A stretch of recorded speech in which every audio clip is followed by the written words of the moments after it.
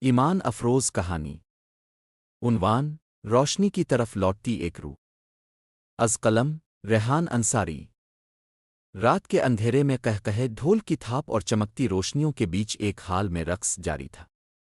جوان لڑکیاں نیم اڑیاں لباس میں رقص کر رہی تھیں، ہاتھوں میں سگریٹ، میزوں پر شراب کی بوتلیں اور کانوں کو بہکانے والی موسیقی نے ماحول کو جیسے کسی غفلت کے غار میں دھکیل رکھا تھا۔ انہی لڑکیوں میں ایک ایماہین بھی تھی، خوبصورت، دلکش اور اپنی چالاک مسکراہٹ کے باعث سب کی توجہ کا مرکز۔ ماہین بچپن میں ایک معصوم لڑکی تھی، مگر غربت، ماں باپ کی ناقدری اور معاشرتی دباؤ نے اسے ایسے راستے پر دھکیل دیا جہاں عیاشی کو زندگی کا مقصد سمجھا جاتا ہے۔ وہ ڈانس پارٹیوں میں ناچتی، شراب پیتی، سگریٹ کے دھوئیں میں اپنی محرومیوں کو دفن کرنے کی کوشش کرتی۔ اسے لگتا تھا یہی آزادی ہے، لیکن ایک رات کچھ بدل گیا۔ وہ ایک بڑے بزنس مین کی پارٹی میں ناچ رہی تھی۔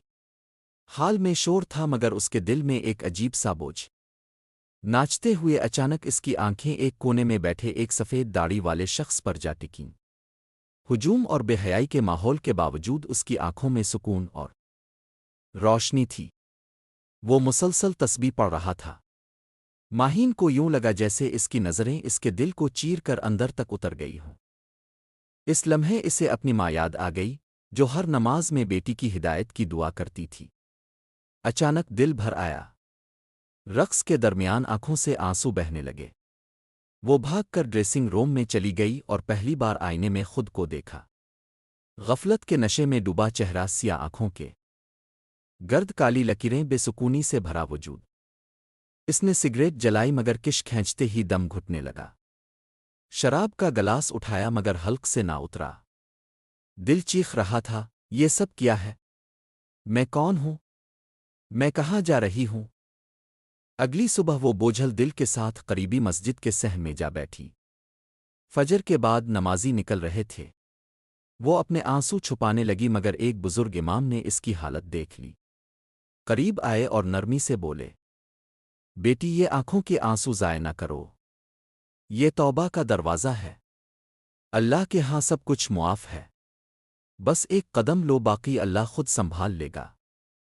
یہ جملہ دل میں بجلی کی طرح یاترا۔ اس نے فیصلہ کر لیا، اب یہ زندگی نہیں، اب بدلنا ہے۔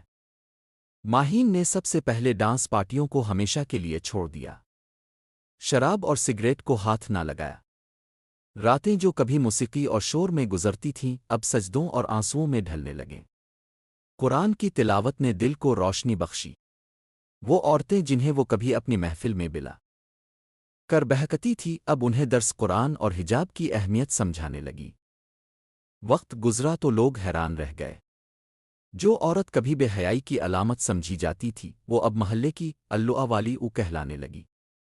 اس کی آنکھوں سے حیا جھلکتی، زبان پر ذکر الہی اور چہرے سے نور۔ ایک دن وہی بزنس مین جس کی پارٹی میں وہ آخری بار ناچی تھی، اس کے درس میں بیٹھا آنسو بہا رہا تھا۔ لوگ گواہی دینے لگے کہ گناہوں سے لوٹنے والوں میں اللہ سب سے زیادہ پیار کرتا ہے۔ ماہین کی کہانی یہ سبق دے گئی کہ انسان چاہے کتنا ہی گناہوں میں ڈوبا ہو، ایک لمحے کی سچی توبہ اور اللہ کی طرف رجوع اس کے وجود کو اندھیروں سے نکال کر روشنی میں لے آتا ہے۔